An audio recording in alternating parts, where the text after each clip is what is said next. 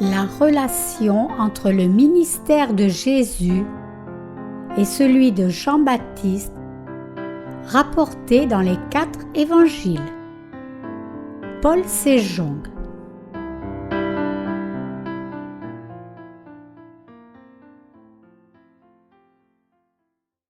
Chapitre 1. Vous devez connaître et croire au ministère de Jean-Baptiste. Marc 1, 1-2. Commencement de l'évangile de Jésus-Christ, Fils de Dieu. Selon ce qui est écrit dans Ésaïe le prophète, « Voici, j'envoie devant toi mon messager qui préparera ton chemin. » Jean-Baptiste a préparé le chemin du Seigneur.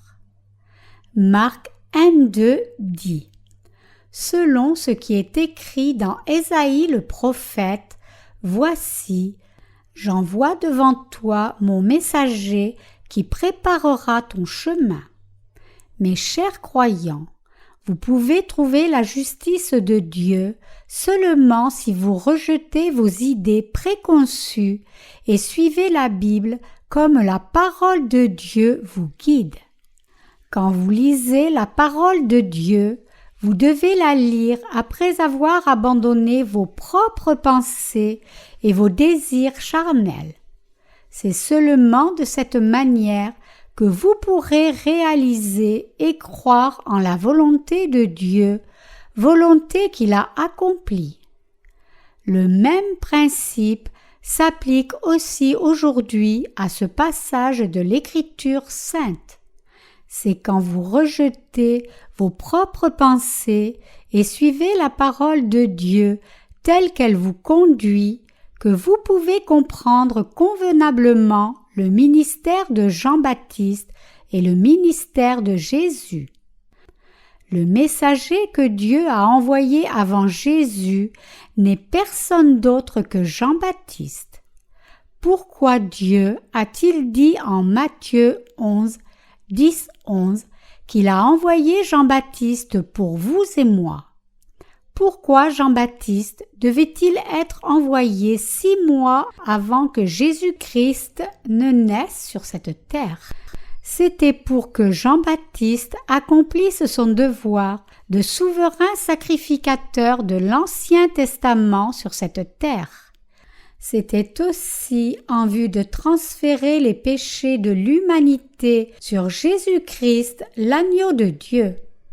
Comme descendant d'Aaron, le souverain sacrificateur de l'Ancien Testament, Jean-Baptiste a été envoyé pour accomplir le sacerdoce de sa maison par la volonté de Dieu. 6 mois avant que Jésus ait été conçu par la Vierge Marie, Jean-Baptiste a été conçu par Dieu dans l'utérus d'Élisabeth, une descendante d'Aaron, le souverain sacrificateur. Cela a été fait en vue de la justice de Dieu pour passer les péchés de l'humanité sur Jésus-Christ. L'Évangile de Luc présente Jean-Baptiste comme le fils de Zacharie, un des sacrificateurs de la classe d'Abia. Cela signifie que le père de Jean-Baptiste, Zacharie, était né de la classe d'Abia, l'un des petits-fils d'Aaron, le souverain sacrificateur.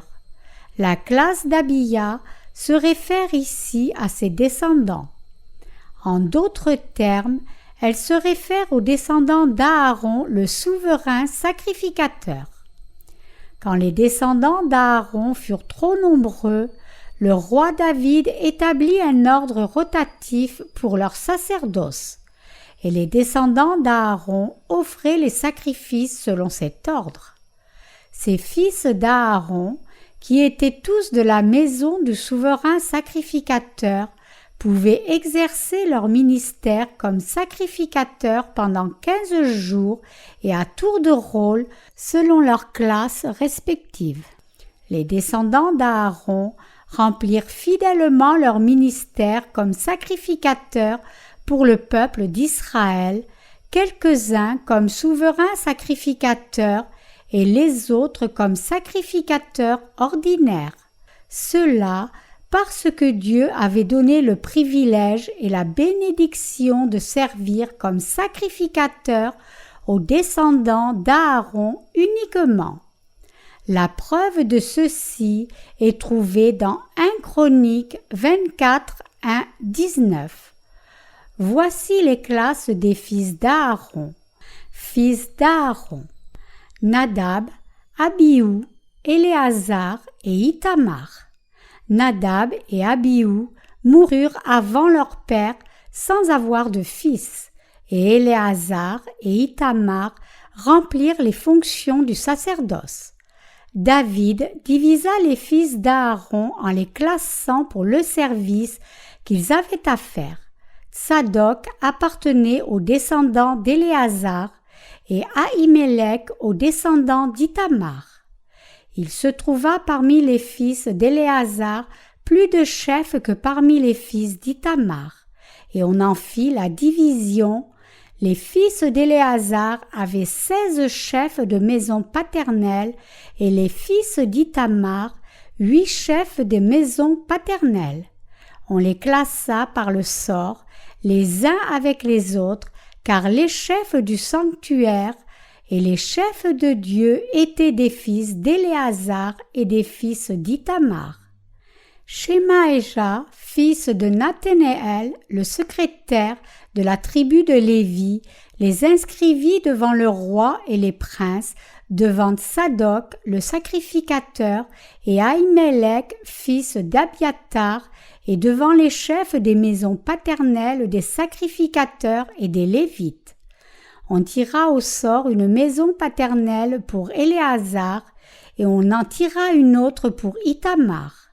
Le premier sort échut à Jéhojarib, le second à Jedaéja, le troisième à Harim, le quatrième à Séorim, le cinquième à Malkija, le sixième à Minjamin, le septième à Akot, le huitième à Abiya, le neuvième à Josué, le dixième à Sécania, le onzième à Eliashib, le douzième à Jakim, le treizième à Oupa, le quatorzième à Jéshébéab, le quinzième à Bilga, le seizième à Immer, le dix-septième à Ézir, le dix-huitième à Apisset, le dix-neuvième à Pétadja, le vingtième à Ézéchiel, le 21e à Jakin, le 22e à Gamul, le 23e à Delaja, le 24e à Maasia. C'est ainsi qu'ils furent classés pour leur service, afin qu'ils entrassent dans la maison de l'Éternel en se conformant à la règle établie par Aaron, leur père, d'après les ordres que leur avait donnés l'Éternel, le Dieu d'Israël. Tournons-nous vers le récit du jour des expiations, quand le peuple d'Israël offrait leur sacrifice annuel à Dieu. Cette scène est décrite dans Lévitique 16, 29, 34. C'est ici pour vous une loi perpétuelle. Au 7e mois, le 10e jour du mois, vous humilierez vos âmes, vous ne ferez aucun ouvrage, ni l'indigène, ni l'étranger qui séjourne au milieu de vous. Car en ce jour, on fera l'expiation pour vous, afin de vous purifier. Vous serez purifiés de tous vos péchés devant l'Éternel. Ce sera pour vous un sabbat, un jour de repos, et vous humilierez vos âmes. C'est une loi perpétuelle. L'expiation sera faite par le sacrificateur qui a reçu l'onction et qui a été consacré pour succéder à son père dans le sacerdoce. Il se revêtira des vêtements de lin, des vêtements sacrés. Il fera l'expiation pour le sanctuaire de sainteté. Il fera l'expiation pour la tente d'assignation et pour l'autel. et il fera l'expiation pour les sacrificateurs et pour tout le peuple de l'assemblée. Ce sera pour vous une loi perpétuelle. Il se fera une fois chaque année l'expiation pour les enfants d'Israël à cause de leurs péchés. On fit ce que l'Éternel avait ordonné à Moïse. Vous devez réaliser ici que c'est aux descendants d'Aaron que Dieu avait confié la charge de souverain sacrificateur pour toujours. C'est la loi perpétuelle de Dieu pour les descendants d'Aaron de remplir la charge de souverain sacrificateur.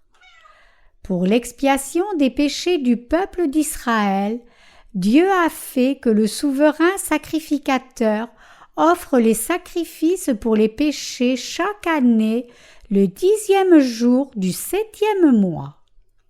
Après la période de l'Ancien Testament et le début du Nouveau Testament, Jean-Baptiste est né de la maison d'Aaron le souverain sacrificateur pour accomplir le ministère du transfert de tous les péchés de l'humanité sur Jésus-Christ en le baptisant. Autrement dit, le rôle de Jean-Baptiste était de remplir son ministère comme dernier souverain sacrificateur de l'Ancien Testament. Marc 1, 1-2 parle du ministère de Jean-Baptiste. Il est écrit dans Luc 1,5 « Du temps d'Hérode, roi de Judée, il y avait un sacrificateur nommé Zacharie de la classe d'Abia. Sa femme était d'entre les filles d'Aaron et s'appelait Élisabeth. » Ce passage mentionne que Zacharie et sa femme Élisabeth étaient des descendants d'Aaron. Ce que nous avons besoin de réaliser et de croire à partir de ce récit, c'est le ministère de Jean-Baptiste et le mystère de l'évangile de l'eau et de l'esprit. Jean-Baptiste est né de Zacharie et d'Élisabeth, tous deux appartenaient à la maison d'Aaron, qui fut le premier souverain sacrificateur de l'Ancien Testament. Dieu a fait que Jean-Baptiste naisse de Zacharie et d'Élisabeth pour qu'il puisse tout d'abord hériter du ministère de souverain sacrificateur sur cette terre. Comme représentant de l'humanité qui devait baptiser Jésus, Jean-Baptiste devait accomplir le devoir du dernier souverain sacrificateur de l'Ancien Testament. Ceci était la providence de la rédemption par Jésus-Christ et l'œuvre de l'alliance de justice de Dieu qui est dans cette providence et de son plaisir. Jean-Baptiste était le serviteur de Dieu, suscité selon sa providence pour le salut en Jésus-Christ. En d'autres termes, c'était selon la volonté de Dieu que Jean-Baptiste fut né dans la maison d'Aaron pour exercer la fonction du dernier souverain sacrificateur sur terre. Étant né dans la maison d'Aaron, Jean-Baptiste accomplit son ministère comme souverain sacrificateur de toute l'humanité. Ici, nous avons besoin d'examiner son rôle plus en détail et atteindre une compréhension définitive. C'est seulement comme cela que nous pourrons croire convenablement au ministère de Jésus-Christ qui est venu pour ôter tous les péchés du monde. Bien que nous pensions souvent à Jésus comme le sauveur de l'humanité, quand il s'agit de l'Élie à venir, qui est mentionné au chapitre 3 de Malachie dans l'Ancien Testament, nous avons été réellement trop indifférents. Pour apprécier pourquoi il est si nécessaire pour chaque chrétien en cette fin des temps de comprendre le ministère de Jean-Baptiste, nous avons encore besoin de retourner à la parole de Dieu. Nous avons besoin de reconsidérer la relation entre le ministère de Jean-Baptiste et celui de Jésus. S'il n'y avait pas de connexion entre le ministère de Jean-Baptiste et le ministère de Jésus-Christ, alors nous n'aurions plus de raison de nous intéresser au ministère de Jean-Baptiste. Cependant, il y a une raison pour nous d'être intéressés par Jean-Baptiste. Cela parce que son ministère est intimement lié au ministère de Jésus. Ceci est plus vrai aujourd'hui parce que les cœurs de la plupart des chrétiens n'ont pas encore été complètement lavés du péché et à cause du besoin des chrétiens du monde entier de retourner à Jésus-Christ qui est venu par l'évangile de l'eau et de l'esprit. Quand il s'agit du ministère de Jean-Baptiste et de celui de Jésus, il est absolument indispensable pour nous de savoir et de croire pourquoi Jésus a été baptisé par Jean-Baptiste. C'est seulement alors que nous pouvons comprendre la raison pour laquelle Jésus a versé son sang sur la croix pour nous après avoir été baptisé par Jean. Jean-Baptiste était le messager que Dieu le Père avait envoyé sur terre presque en même temps que Jésus-Christ son Fils. Comme dernier grand prêtre de l'Ancien Testament, Jean a rempli son ministère en baptisant Jésus. Voilà pourquoi Dieu a dit dans Marc 1:2, selon ce qui est écrit dans Ésaïe le prophète, « Voici, j'envoie devant toi mon messager qui préparera ton chemin. » Vous devez vous rendre compte ici que les 4 évangiles du Nouveau Testament attirent notre attention sur le ministère de Jean-Baptiste premièrement avant de parler de Jésus-Christ. Marc, un disciple de Jésus, a introduit premièrement le ministère de Jean-Baptiste qui était de passer tous les péchés du monde sur Jésus. Cela parce que Marc savait que Jean-Baptiste devait passer tous les péchés du monde sur Jésus en le baptisant. C'est parce que Jean-Baptiste est la personne même qui a passé tous les péchés de l'humanité sur Jésus par le baptême. En citant un passage de l'Ancien Testament, Marc montre que Jean-Baptiste était le serviteur de Dieu préparé d'avance selon sa providence. La raison de cela est que c'est seulement quand nous comprenons tous le ministère de Jean-Baptiste convenablement que nous pouvons aussi convenablement comprendre et croire au ministère de Jésus. Jean-Baptiste était le messager de Dieu le Père envoyé sur cette terre 6 mois avant Jésus. En d'autres termes, il était l'ambassadeur de Dieu, envoyé pour transférer les péchés de ce monde sur Jésus. Choisi par Dieu parmi les souverains sacrificateurs de l'Ancien Testament, Jean-Baptiste était le serviteur de Dieu qui devait transférer tous les péchés de ce monde sur Jésus en le baptisant et ainsi accomplir sa sacrificature. Donc, son ministère était béni, et il était le serviteur de Dieu qui a joué un rôle important dans l'accomplissement de la justice de Dieu. Jean-Baptiste est la personne bénie qui, avec Jésus, était indispensable pour accomplir toute la justice de Dieu. Matthieu 3:15. Il était, en d'autres termes, le serviteur de Dieu qui fait clairement savoir que Jésus deviendrait le sauveur de tous les pécheurs. Ainsi, nous ne devons pas omettre le fait que tous les écrivains des 4 évangiles introduisent le ministère de Jean-Baptiste avant le ministère de Jésus. Avant de chercher à comprendre le ministère de Jésus, nous devons tous nous rendre premièrement compte de l'importance du ministère de Jean-Baptiste. Aussi bien spirituellement que concrètement, Jean-Baptiste était l'ambassadeur de Dieu, envoyé du royaume des cieux.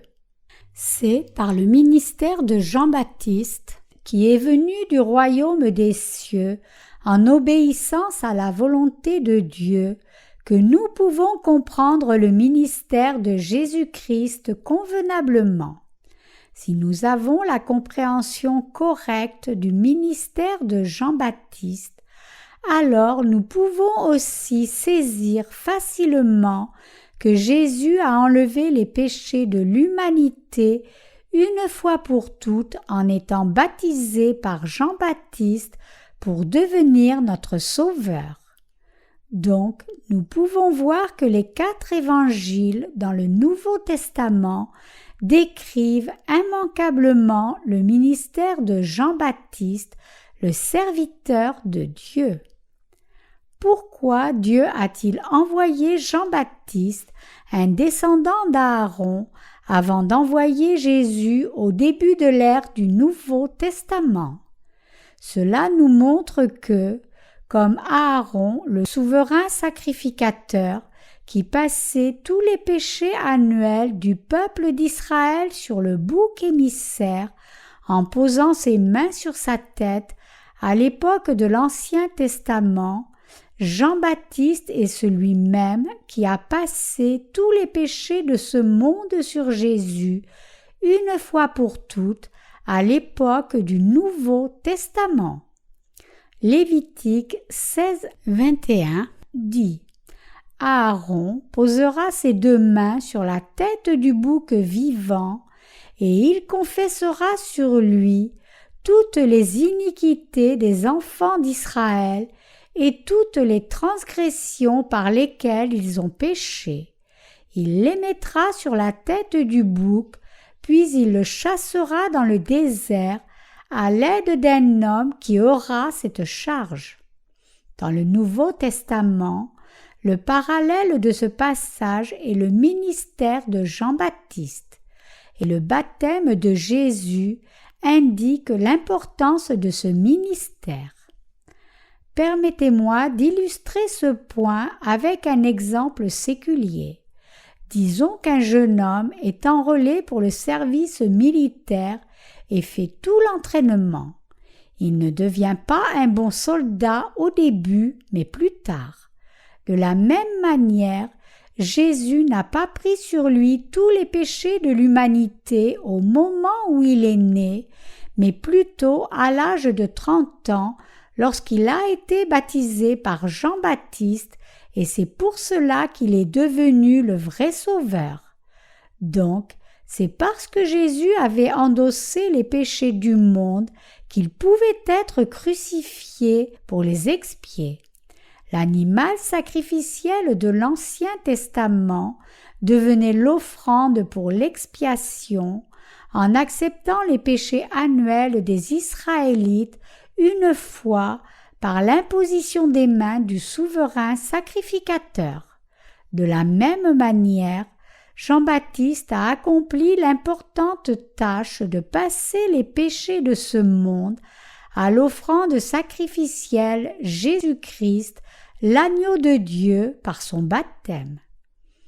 Référons-nous à cette vérité en Hébreux 10.1 qui dit « En effet, la loi qui possède une ombre des biens à venir et non l'exacte représentation des choses, ne peut jamais, par les mêmes sacrifices qu'on offre perpétuellement chaque année, amener les assistants à la perfection. » La Bible dit aussi dans Ésaïe 40:3, « Une voix crie, préparez au désert le chemin de l'Éternel, aplanissez dans les lieux arides une route pour notre Dieu. » Dieu le Père dit qu'il a passé tous les péchés du monde à son Fils Jésus, une fois pour toutes par Jean-Baptiste.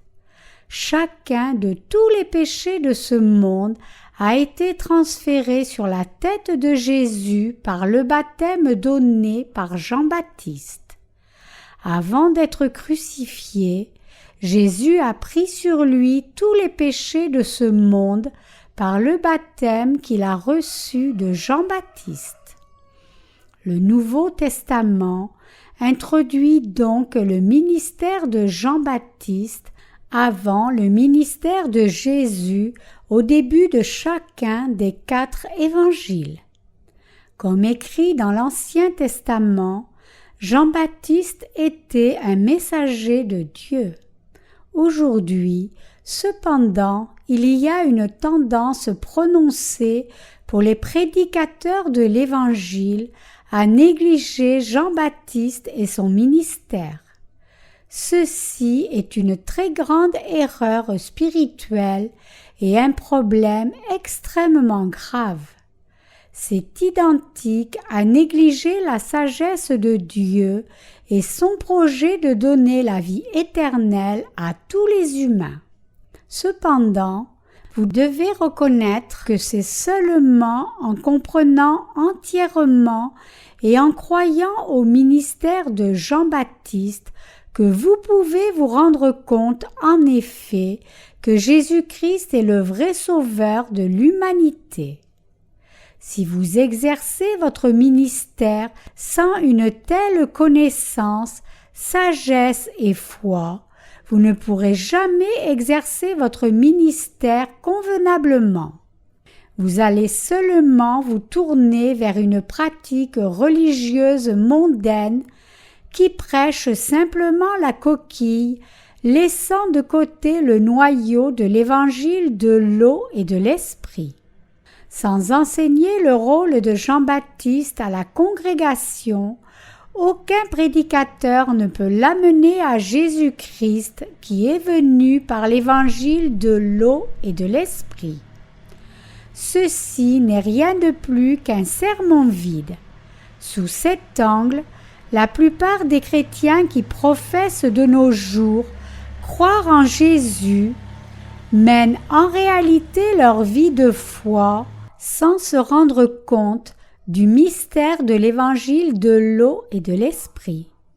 C'est la raison pour laquelle, même s'ils croient en Jésus comme leur sauveur, leurs péchés n'ont pas disparu et ils restent pour toujours sous la malédiction.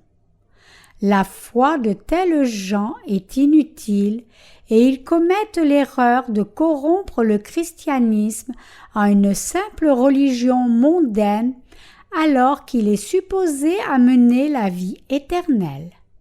Par conséquent, il y a beaucoup de chrétiens de nos jours qui disent qu'ils restent pécheurs même s'ils professent croire en Jésus. Pour ces gens, tout le monde est pécheur qu'ils croient ou non en Jésus. Puisque les mondains et les chrétiens sont toujours pécheurs dans leur esprit, il n'y a rien qui les met à part. S'il y a quelque différence entre eux, c'est seulement que quelques-uns connaissent leurs péchés, tandis que les autres non. Cependant, comme ils sont tous pécheurs, ils sont tous pareils. Quelle est alors l'utilité de croire ou non en Jésus? Si vous ne connaissez pas l'évangile de l'eau et de l'esprit et ne croyez pas en lui, alors vous n'êtes pas différent de tous les autres qui sont ignorants de la justice de Dieu que Jésus-Christ a accomplie. Avez-vous la foi en l'évangile de l'eau et de l'esprit maintenant? Pour ceux qui croient maintenant que Jésus-Christ est leur Sauveur qui est venu par l'évangile de l'eau et de l'esprit, sont-ils des pécheurs ou sont-ils des gens justes? Les prédicateurs de l'évangile d'aujourd'hui disent que n'importe qui peut aller au ciel juste en croyant en Jésus aveuglément, même sans connaître l'évangile de l'eau et de l'esprit. Par conséquent, Nombreux sont ceux qui restent pécheurs. Tout ceci parce que les dirigeants spirituels sont aveugles. C'est parce qu'ils ne se repentent pas. Comment les chrétiens peuvent-ils dire aujourd'hui qu'ils croient en Jésus comme leur sauveur sans la connaissance de l'évangile de l'eau et de l'esprit? Jésus lui-même témoigne de Jean-Baptiste dans la Bible, disant « Jean-Baptiste est venu à vous dans la voie de la justice. » Étant donné cela, quelqu'un peut-il vraiment obtenir le lavage de ses péchés juste en disant qu'il croit en Jésus d'une façon quelconque?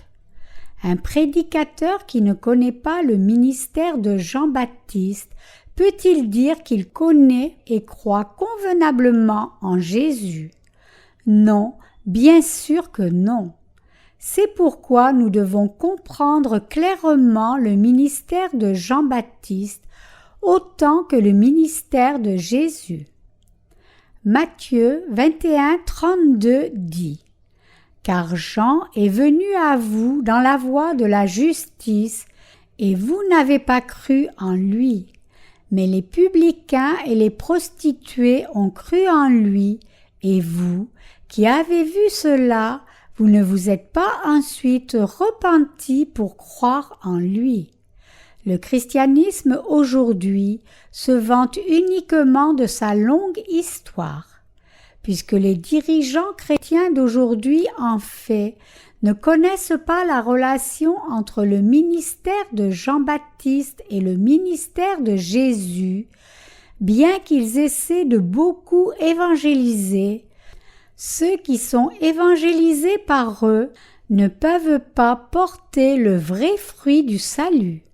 C'est déchirant de voir que la plupart des chrétiens n'ont aucune idée de comment leurs péchés ont tous été enlevés selon qu'il est écrit. « Mon peuple est détruit parce qu'il lui manque la connaissance. Puisque tu as rejeté la connaissance, je te rejetterai et tu seras dépouillé de mon sacerdoce. Puisque tu as oublié la loi de ton Dieu, j'oublierai aussi tes enfants. » Osée 4, 6. Vous me permettrez de vous raconter une histoire. Il y a longtemps, dans un village éloigné, il y avait 2 frères qui étaient complètement illettrés. Le frère aîné partit de son village pour trouver un emploi, mais il est retourné à la maison pour des vacances. Le jour avant la fête des actions de grâce, il est allé faire une randonnée avec son jeune frère dans une colline proche. Comme c'était l'automne, il y avait beaucoup de bannières avertissant des feux de forêt. Donc, les frères sont tombés sur une telle banderole tendue entre 2 poteaux, ayant le texte suivant « Attention au feu », écrit en rouge sur fond blanc. Le frère cadet avait vu comment son grand frère était retourné à la maison, complètement changé après une longue absence, bien habillé et tout à fait à la mode. Il pensa donc que le grand frère serait ce que la banderole disait. Avec cette espérance, il demanda à son frère « Que dit la signalisation ?» Le grand frère n'avait aucune idée de ce qui était écrit, mais puisque son petit frère le lui demandait, il sentit qu'il devait lui donner une réponse pour protéger son orgueil. Alors, il regarda aux environs, et puisque la bannière était pendue sur 2 poteaux électriques, il dit à son petit frère « Le signe dit un poteau électrique ». Impressionné, le petit frère combla son grand frère de louanges et lui dit « Oh, que tu es intelligent !» Mais un peu plus tard, ils tombèrent sur une autre bannière. Cette fois, le texte disait « Attention aux feux de forêt ». Le petit frère, bien sûr, n'eut aucune idée de ce qui était écrit, puisqu'il était complètement illettré. Donc il demanda encore à son grand frère « Que dit cette signalisation ?» Le grand frère avait donné une quelconque réponse fabriquée de toutes pièces, mais maintenant le petit frère posait encore une question. Alors il réfléchit à ce qu'il devait dire. Il vit que ce texte avait un mot de plus que le précédent et déclara « Cette signalisation dit un autre poteau électrique ». Encore une fois, le petit frère fut impressionné. Continuant leur promenade, ils parlèrent de ce qu'avait été leur vie lorsqu'ils étaient séparés, partageant ainsi leurs moments de joie et de tristesse. Mais ils tombèrent sur une autre signalisation. Il y était écrit cette fois « Faites attention aux feux de forêt ». Donc le petit frère demanda encore « Qu'est-ce qui est écrit ?» Le grand frère alors réfléchit à ceci et dit « C'est écrit « Un poteau électrique de plus ». Ils continuèrent leur randonnée. Comme ils marchèrent, ils tombèrent encore sur une autre signalisation. Cette fois, il était écrit « Faites très attention aux feux de forêt ». Donc le petit frère demanda au bout d'un moment « Que dit cette bannière ?» Le grand frère rumina ceci et dit alors « Il est écrit « De plus en plus de poteaux électriques ». Le petit frère fut encore impressionné par son grand frère et lui dit « Tu es très informé. Je veux que tu me prennes avec toi quand tu partiras de la maison. » Ils reprirent leur promenade et ils tombèrent de nouveau sur une signalisation ayant davantage de lettres. Elle disait « Jetez un coup d'œil au feu que vous avez juste éteint. » Donc le petit frère demanda encore « Que dit la bannière cette fois ?» Toutes les réponses précédentes avaient tourné autour des poteaux électriques et donc que supposez-vous que le grand frère ait dit cette fois? Il a dit, il est écrit, c'est encore un autre poteau électrique. Donc, de cette façon, le grand frère s'est débrouillé à impressionner son petit frère.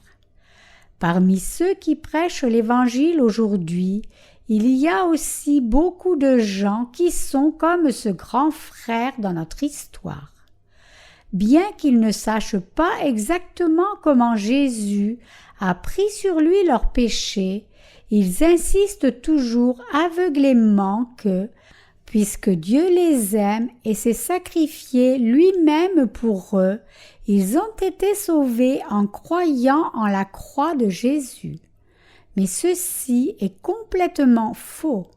Vous ne pouvez comprendre une signalisation que si vous connaissez ces lettres et sa signification.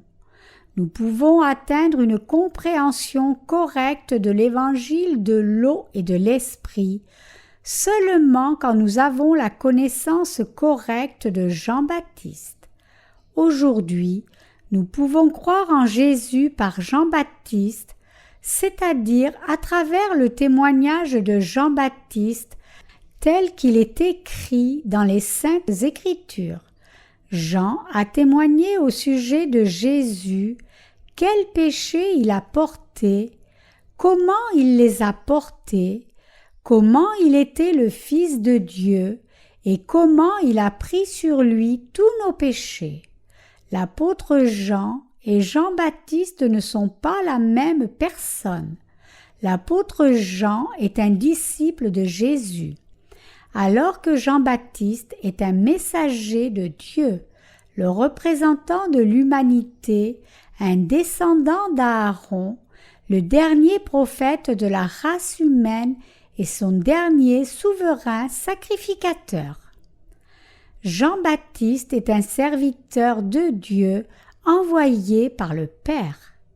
Il est écrit dans Jean 1, 6, 7.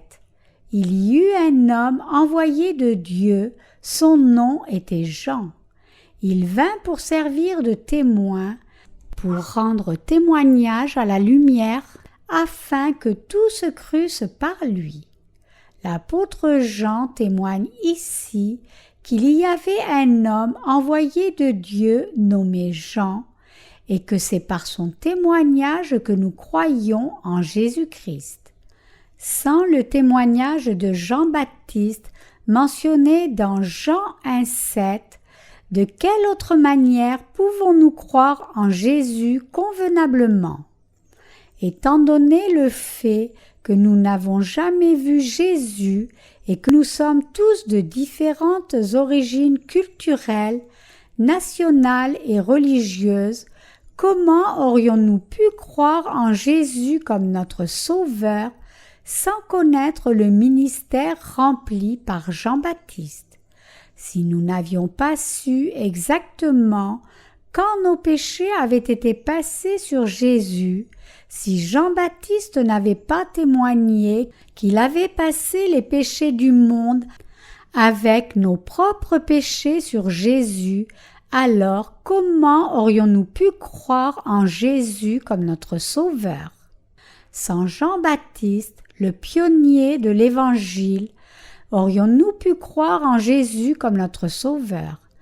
N'est-ce pas seulement quand nous examinons la fondation du plan de salut de Dieu que nous pouvons découvrir vraiment si Jésus-Christ est en effet notre Sauveur ou pas? N'est-ce pas seulement quand nous savons exactement quand, comment et au travers de qui vos péchés et les miens sont passés sur Jésus, que nous pouvons réellement croire en lui? N'est-ce pas assez convaincant? Mes chers croyants, les chrétiens qui croient déjà en Jésus doivent aussi saisir le ministère de Jean-Baptiste. Pour être un dirigeant de village, l'on doit d'abord savoir lire et écrire. Faire d'une personne illettrée un dirigeant ne produit que du trouble. Non seulement cette personne est en difficulté, mais cela entraîne aussi le village entier dans des souffrances. Mes chers croyants, c'est seulement quand vous comprenez le ministère de Jean-Baptiste envoyé par Dieu que vous pouvez véritablement être délivrés du péché. Vous devez vous rendre compte que quand vous croyez en Jésus, quand vous acceptez et croyez qu'il est devenu votre Sauveur, vous pouvez vous-même être sauvés et votre salut n'est pas rendu obsolète. Quand nous avons une telle foi, nous pouvons témoigner de nos propres lèvres que Jésus nous a en effet délivrés de tout péché parce qu'il nous aime tous, n'est-ce pas? Tout comme la connaissance est impérieuse pour faire quelque chose, vous devez vous rendre compte que Jean-Baptiste est venu par le chemin de la justice et vous devez vous rendre compte que Jésus a porté tous nos péchés une fois pour toutes par le baptême qu'il a reçu de Jean. N'est-ce pas seulement ensuite que nous pouvons croire en Jésus comme notre Sauveur? Jean-Baptiste est le serviteur de Dieu qui a transféré les péchés de ce monde sur Jésus et il est le dernier souverain sacrificateur de l'âge de l'Ancien Testament. Nous devons tous méditer sur la relation entre le ministère de Jean-Baptiste et le ministère de Jésus-Christ, comprendre ce rapport et nous décider à croire en lui.